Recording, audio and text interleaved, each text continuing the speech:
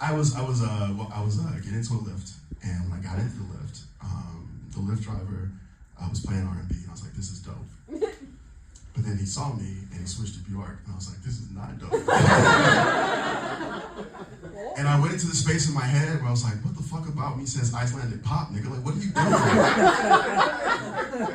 But like, I've been in Seattle since like 2015, so I'm mad passive aggressive. So I just took my phone out and went to my group chat, and I was like, yo, do I give off Icelandic pop vibes?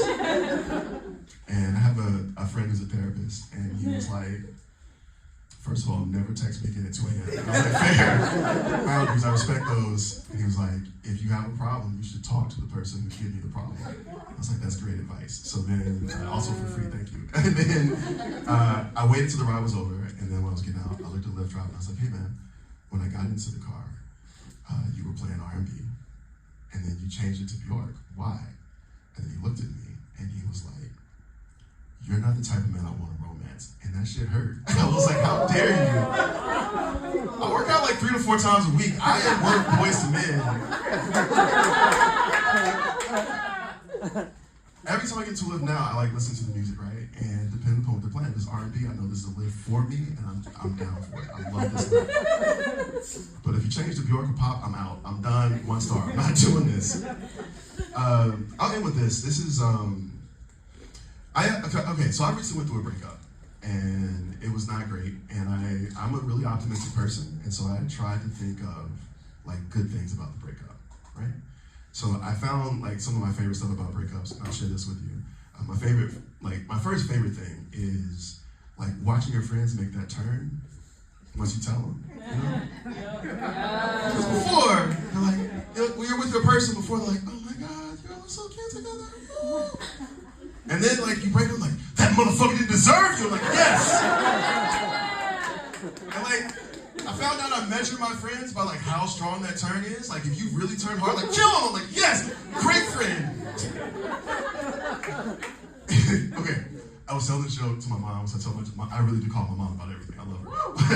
I was telling this joke to my mom, and she got real quiet when I said that. And I was like, what's up, Mom? Is that, like, not funny? And she was like, oh, no, it's cool. I was like, okay, so what's going on, Mom? Like, you just need to tell me what's happening.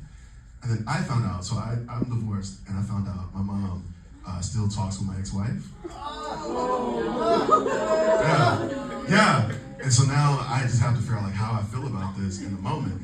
And she's like trying to be really reassuring. She's like, no, don't worry, I'm still Team Javann. And I was like, good, because Team Javann is how you stay out of the retirement home. She is a joke. All right. I found my other favorite thing about breakups. It's crying in public. Yeah? Some of y'all get it. Okay, here's the thing. I recommend this to everybody. Like, cry in public. Go to a very public spot. Cry. It's not going to make you feel better. But it is going to make everybody else feel worse. And that's what you want. If I'm sad, we're all sad. Like, my favorite place to cry is down by the waterfront. Because I like to look at shit while I cry. Like, I like scenery. It's nice. You can set yourself up for it. And it's dope because, like, if you watch the fairies go, you can pretend that what you're crying about is on the ferry. It's never going to come back. You're like, just really let go. It's amazing. I was down at the waterfront and I was crying. And it was right after the breakup. I was like really bawling. And it was like warm outside, so people were doing fun shit. And I'm just like crying, reaching out to the fairies. And this old guy came up to me and he looked at me, crying. He put his hand on my shoulder and he was like, Jesus wept. And then he just walked the fuck out. And I don't know what that was about. If he was like just trying to stop me from crying, I mean, kudos, it worked. I did stop. I was like, wait, what?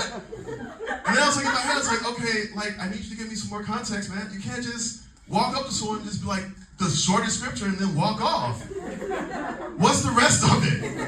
Why did Jesus wept? Like, okay, if it was like Jesus wept like a little bitch, then it doesn't help me. All right, my name is Javann Jones. Y'all have a good night.